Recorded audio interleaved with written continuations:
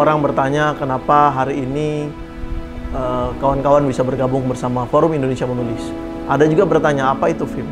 Ada juga bertanya apa yang kemudian dilakukan oleh banyak orang di dalamnya sehingga sampailah kemudian di titik ini penuh dengan pencapaian-pencapaian. Sukses itu bukanlah sesuatu dengan materi saja, betul.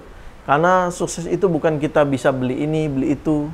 Tetapi bagaimana kemudian keberadaan kita betul-betul bisa memberikan dampak positif, dampak manfaat dan inspirasi bagi lingkungan kita.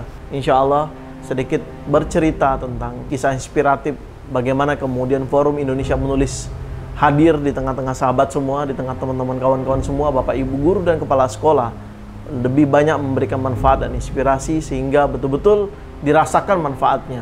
Hal ini dimulai dari tahun 2013, kawan-kawan. Saya mengawali sebuah cerita ini ketika 25 tahun yang lalu.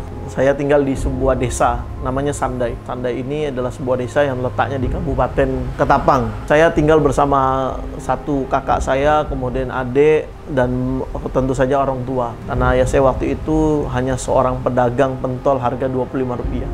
Kalau ibu saya udah ibu rumah tangga. Ada satu alasan yang kemudian orang tua tidak ingin anak-anaknya sama seperti yang dilakukan oleh orang tuanya. Orang tua saya bilang begini, ayah ibumu boleh hanya tamat SMA, ayahmu boleh hanya pedagang pentol biasa, ibumu hanya ibu rumah tangga biasa. Tapi camkan suatu hari nanti kau tidak hanya boleh tamat SMA, harus wisuda, S1, bahkan S2, kemudian banyak memberikan manfaat lagi itu menjadi spiritnya. Selesai di Mandua Pontianak itu, saya mengikuti berbagai banyak organisasi dan waktu itu saya bilang, ayah ibu mulai hari ini jangan kasih uang saya lagi. Saya pengen belajar, saya pengen berbisnis, saya pengen berdagang gitu ya, untuk kemudian menolakkan sebuah karya yang nanti betul-betul menjadi manfaat. Maka di tahun 2010 Allah izinkan kaki ini berjalan menuju sekolah, menuju kampus, ke kampung-kampung, ke daerah-daerah di Kalimantan Barat untuk kemudian memberi spirit untuk anak-anak kita bahwa kita tidak boleh menjadi orang kampung yang hanya menjadi mental kampungan, tetapi justru pacuan untuk kita bisa lebih besar. Karena sejatinya banyak orang-orang kampung yang sukses, teman-teman. Dan alhamdulillah atas izin Allah dari 2010 pun Allah izinkan untuk kemudian mandiri sampai kemudian bisa S2. Dan di tahun 2011 akhirnya kali pertama saya diundang bersama teman-teman di Makassar ya. Di Makassar itu di Hotel Singgasana, dan alhamdulillah saya berkesempatan berbicara di depan banyak orang, dan itu perwakilan seluruh Indonesia. Ini merupakan satu anugerah karena memang sedianya diberikan amanah untuk menjadi pembicara di kampus-kampus, di sekolah-sekolah. Satu waktu saya punya teman, ini luar biasa sekali, dia bilang sama saya begini, Fahrul, kalau kita hanya menjadi pembicara, orang akan kenal kita, orang akan mendapatkan manfaat dari kita saat kita berada di podium. Namun ketika mereka tak lagi bertemu dengan kita, lalu apa yang kemudian mereka bisa dapatkan dari kita? Manfaat apa yang kemudian bisa mereka rasakan? Maka menulis menjadi salah satu upaya ketika mereka bisa belajar dari kita walaupun kita ada maupun tidak ada. Melalui apa? Tulisan-tulisan kita, buku-buku yang kemudian kita hadirkan. Maka di situ kemudian tangan saya mulai kesemutan. Apa yang bisa digarap gitu. Dan akhirnya mulailah kemudian membangun satu peradaban literasi. Peradaban literasi dengan cara memulai dengan diri sendiri dulu. Akhirnya saya menulis, maka waktu itu buku yang kemudian kita telurkan tahun 2012 awal adalah buku Memperpendek Jarak Sukses. Nah, kawan-kawan semua kalau misalnya teman-teman pernah melihat buku ini legend sekali, tidak diterbitkan lagi. Karena ini bestseller, teman-teman. Memperpendek Jarak Sukses ini adalah buku pertama saya. Dan ini juga cukup saya simpan ya, karena kenangan. Wasilah dari buku ini teman-teman, tahun 2012 atas izin Allah, buku ini menjadi salah satu buku yang terlaris waktu itu. Kalau di Kalimantan Barat di beberapa kabupaten, kemudian ketika di Indonesia ada beberapa provinsi yang kemudian kita kunjungi karena wasilah salah satu buku ini. Mulai dari misalnya Jawa Barat, kemudian Jawa Timur, kemudian Sumatera dan seterusnya. Ternyata banyak sekali manfaat ketika dari buku ini. Bahkan ada banyak begitu kisah ketika saya meninggalkan ruangan, ketika saya meninggalkan auditorium untuk selesai bedah buku, seminar, dan training, dan seterusnya. Ada satu cerita yang sangat unik ketika mereka betul-betul merasakan manfaatnya. Manfaat setelah baca buku ini. Saat itu masih berprofesi sebagai seorang mahasiswa. Mahasiswa, saya harus dihadapkan dengan banyak mata kuliah, saya harus dihadapkan dengan banyak tantangan menyelesaikan studi saya waktu itu. Maka alhamdulillah, biiznillah juga teman-teman, wasilah daripada buku ini akhirnya kita buat buku Kitab Sukses Mahasiswa. Kuliah selesai 3,5 tahun, buku ini lahir, dan inilah yang kemudian menjadi cikal bakal lahirnya forum kita, teman-teman. Ada satu titik tahun 2013, betul-betul satu titik ini saya merasa bahwa ada rasa lelah, ada rasa capek banget. Bertanya begitu, ya Allah, kok capek banget gitu ya Allah, ini kenapa begitu. Dan saya berkeyakinan ketika punya visi memberikan banyak manfaat, ribuan bahkan jutaan bahkan miliaran manfaat yang ingin dihadirkan di Indonesia atau ingin memberikan kontribusi besar, apalah daya kalau hanya satu batang korek api saja mudah patah. Maka hari itu saya berpikir bahwa bagaimana kemudian bisa menghadirkan fahrul-fahrul yang baru, fahrul-fahrul yang jauh lebih hebat, fahrul-fahrul yang jauh lebih punya potensi yang luar biasa. Maka teman-teman, waktu itu lahirlah sebuah forum, namanya Forum Indonesia Menulis. Kita mengawali dari sebuah komunitas kecil, teman-teman. Saya punya tim, dan ini menjadi satu perjuangan. Tidak mudah, karena sejatinya membangun itu mudah, tetapi kemudian bagaimana mempertahankannya. Dan saya selalu percaya orang hebat itu sederhana dalam ucapan, namun hebat dalam tindakan. Maka tahun 2013 saya bersama tim, kurang lebih sekitar 5 orang. Dan disitulah kali pertama saya membuka sebuah kelas untuk 150 orang, dan itu gratis. Setiap Sabtu Minggu kita belajar public speaking, kita belajar entrepreneur, kita belajar writing. Nah, 3 hal ini yang kemudian menjadi kekuatan besar untuk kita bisa menghadirkan perubahannya. Nah, 150 orang ini betul-betul kita berikan beasiswa pelatihan ya, selama 6 bulan. Tahukah teman-teman, selama 6 bulan ini bagaimana kami harus bertahan, bagaimana kemudian kita harus betul-betul menghadirkan, mengawal para peserta ini sampai kemudian selesai tepat waktu, sampai kemudian mereka bisa melahirkan sebuah karya. Ini betul-betul saya rasakan pahitnya perjuangan, dan saya merasa bahwa inilah titik di mana kemudian kalau saat itu saya berhenti, maka boleh jadi hari ini saya tidak bisa bertemu dengan teman-teman melalui media ini. Kenapa teman-teman? Selain waktu itu tim yang kemudian sudah solid mulai perlahan satu demi satu kemudian menghilang untuk tidak lagi bersama berkontribusi, teman-teman. Akhirnya saya mulai berpikir bahwa justru inilah yang kemudian menjadi tantangan besar ketika kita ingin menelurkan sebuah peradaban, yakni Forum Indonesia Menulis tadi, bro. Ketika teman-teman yang lain mulai bermunduran satu persatu, dan saya harus meyakinkan diri saya bahwa ini adalah salah satu lompatan yang saya percayai bahwa ini akan menjadi besar. Ya, banyak lagi manfaat yang akan bisa diberikan kepada banyak orang. Satu demi satu tim-tim saya kemudian keluar, dan itu hanya saya sendiri. Dan alhamdulillah 6 bulan berlalu, sampailah kemudian karya mereka selesai, kawan-kawan. Selesailah pelatihan ini, baru kita buka angkatan kedua, angkatan ketiga, angkatan keempat, dan sampai hari ini di tahun 2022 kita sudah menelurkan kurang lebih 26 angkatan sampai di Ketapang, kemudian di Aceh, dan seterusnya. Di waktu itu targetnya tahun 2013 kita ingin menghadirkan di Kalimantan Barat, di Pontianak, sesuatu yang berbeda daripada yang lainnya. Kegiatan yang berbeda daripada yang lain. Mungkin ini kali pertama. Apa itu? Launching besar, tetapi kemudian menghadirkan tokoh-tokoh nasional, dan juga kita lakukan pencapaian rekor muri, dan itu pertama di Indonesia, teman-teman. Nah, mulai terfikirkan bagaimana caranya, mulai terfikirkan bagaimana tim-timnya, mulai terfikirkan bagaimana nanti dari segi materi-materinya gitu. Maka betul kawan-kawan, itu terfikirkan tapi terlintas. Ketika mendekati tahun 2016, dari tahun 2013 sampai ke tahun 2016, kami mengumpulkan kurang lebih 117 penulis untuk kita launching, dan itu serentak waktu itu di Pontianak Convention Center ya, PCC. Nah, saya coba datang ke Jakarta, teman-teman. Jadi memang buta kayu ya bahasanya, tidak mengenal siapapun, hanya melihat dari internet, ada tokoh A, tokoh B, tokoh C gitu. Dan saya mencoba untuk datang ke tokoh-tokoh tersebut gitu. Mulai dari kita bertemu dengan Pak Ketum IPJI ya, Ikatan Penulis Jurnalis Indonesia. Nah, kita hadir ke tempat beliau, dan beliau berkenan hadir ke Pontianak gitu ya. Masalah pembiayaan dan seterusnya tidak menjadi masalah, beliau ingin hadir gitu. Dan ini satu anugerah gitu.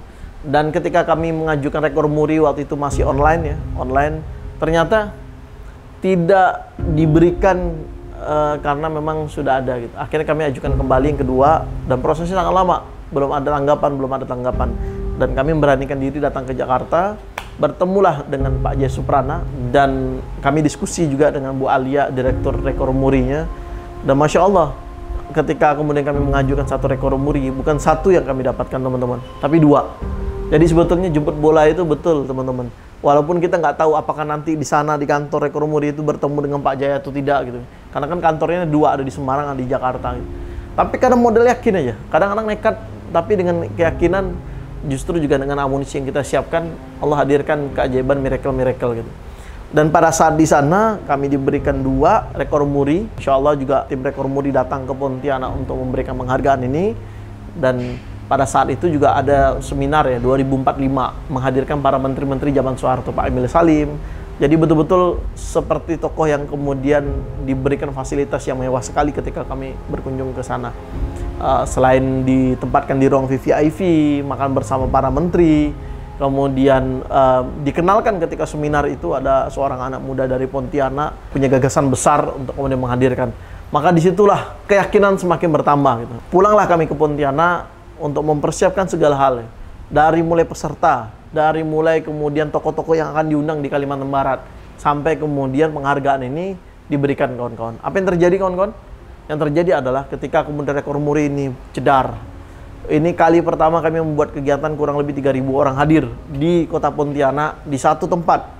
Dan Masya Allah, tabarakallah, selain tokoh-tokoh nasional itu datang, dari Perpustakaan Nasional datang, kemudian dari rekor muri datang. Nah, ini jadi salah satu cerita yang menurut saya inspiratif sekali, karena kawan-kawan itu pasti lelah menyiapkan ini semua. Tapi di belakang layar mereka merasa bangga teman-teman, karena suksesnya kegiatan ini dan mereka mendapat penghargaan rekor muri itu juga pencapaian yang sangat istimewa gitu. Nah, Allah hadirkan kami mendapat amanah dari Perpustakaan Nasional untuk kedua kalinya tahun 2019 sebagai tokoh nasional motivator literasi Indonesia.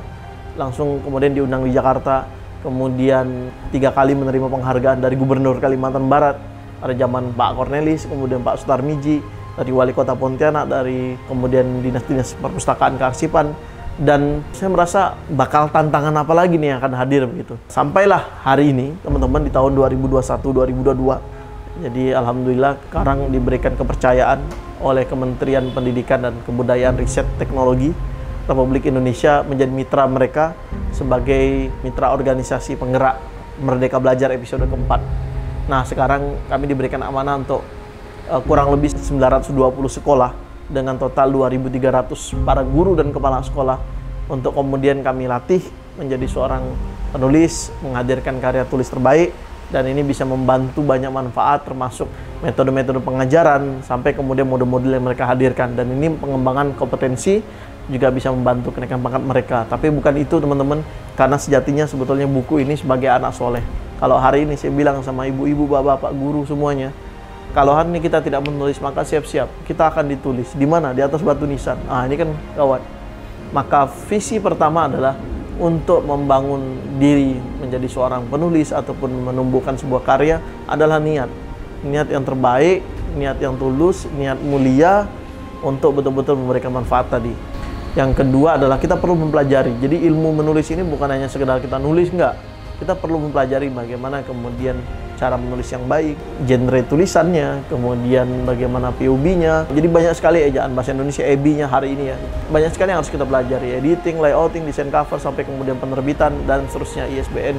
Nah, ini yang perlu kita pelajari teman-teman. Ada proses yang kemudian kita nemukan sebuah pola yang terus-menerus, akhirnya kita jadikan modul. Modul inilah yang kita hadirkan sehingga orang pun bisa melihat, oh ternyata caranya mudah sekali teman-teman. Dan Masya Allah, tabarakallah teman-teman, diberikan amanah kembali oleh Allah. Ada 14 cabang Forum Indonesia Menulis yang telah hadir di Kalimantan Barat teman-teman.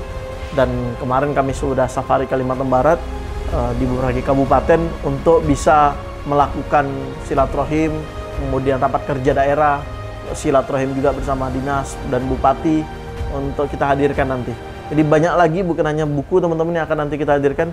Kita sedang menyiapkan platform misalnya, kita sedang menyiapkan media-media yang lain untuk kemudian pengembangan literasi. Maka kami mengucapkan terima kasih banyak atas apa yang kemudian telah teman-teman dan kawan-kawan semua, alumni-alumni seluruh pengurus yang sudah mau bersama sampai detik ini, bahwa PR kita masih besar, ada hal-hal yang akan kita ingin lakukan, dan ujian tantangan-tantangan yang akan nanti hadir. Kita terus membersamai dalam komitmen untuk Indonesia menjadi kiblatnya literasi dunia. Nah, kawan-kawan, Ada yang menggeliti hati saya yang sering ditanya, Bang Faru kalau mengisi acara ataupun berbicara di depan, seminar, training, atau bedah buku, kenapa identik dengan tanja yang ada di atas? Kalau biasa tanja kan ada yang batik, ada yang berwarna, ya macam-macam ya yang uniknya gitu.